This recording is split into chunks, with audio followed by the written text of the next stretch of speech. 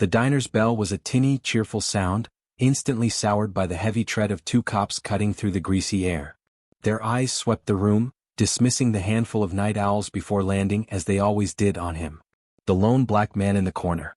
Malik Carter didn't look up. He watched their reflection in the dark window beside his booth, their shapes distorted by the glass. He'd seen them 1,000 times before in a dozen different cities. Same swagger, same predatory boredom. He hunched deeper over his coffee, letting the worn fabric of his jacket fall over the U.S. flag tattooed on his bicep. Let them think he was just another piece of forgotten human refuse. Well, a voice oozed with false bonhomie. Looks like someone's overstayed their welcome. Malik slowly raised his eyes. The first cop was older, with a gut straining his uniform and a sneer that had been practiced in the mirror. The second was younger, eager, a mirror of his partner's contempt. The older one tapped his holster. A nervous tick. A tell. Malik didn't flinch. He simply pulled out his phone and dialed. "Who you calling?" the young one scoffed. "Your lawyer?" "You're making a mistake," Malik said, his voice a low rumble that barely carried over the diner's hum. It wasn't a plea.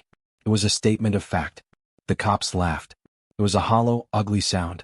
Within the hour, that laughter would be a forgotten memory, replaced by the cold dread of a career in freefall. The entire precinct was about to get a masterclass in why you don't provoke a man the Pentagon had spent a fortune trying to forget. Malik Carter was a ghost. 2 tours in Afghanistan, a decade in the Black Ops shadows. He'd fought wars for his country, only to come home and find another one waiting for him on its streets. Discharged, discarded, tangled in a web of red tape, he'd learned to survive on the fringes. But he still held the keys to kingdoms, secrets that could unravel the lives of powerful men. "ID, now," the older cop barked, dropping the pretense. His hand clamped down on Malik's shoulder. Malik's jaw tightened. This was the part he hated. The point of no return. He had one card left, a number he'd sworn he'd never call again. "Last chance," Malik said, his voice flat. "Walk away." "Or what?" the cop sneered.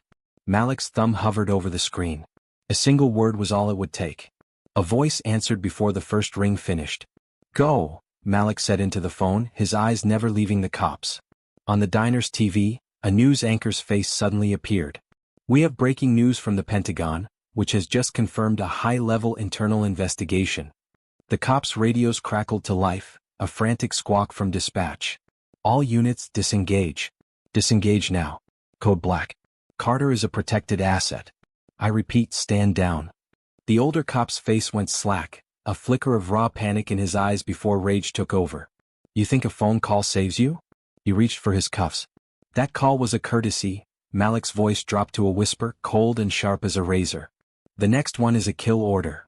Sirens screamed outside, not the familiar yelp of local PD, but the deep, resonant roar of federal vehicles. The diner door slammed open. Men in dark suits flooded the room, moving with a silent, lethal efficiency. "Officers," the lead agent said, his badge gleaming in the dim light. "You're relieved of duty. Effective immediately." Malik stood up and walked out into the cool night air. The cuffs that had been meant for him were now being snapped onto the wrists of the 2 cops. His phone buzzed. It was the general. "You coming in, soldier?" Malik looked down the street at the flashing lights converging on the precinct. He thought of the flag on his arm and the country it represented. The one he fought for and the one that had cast him out.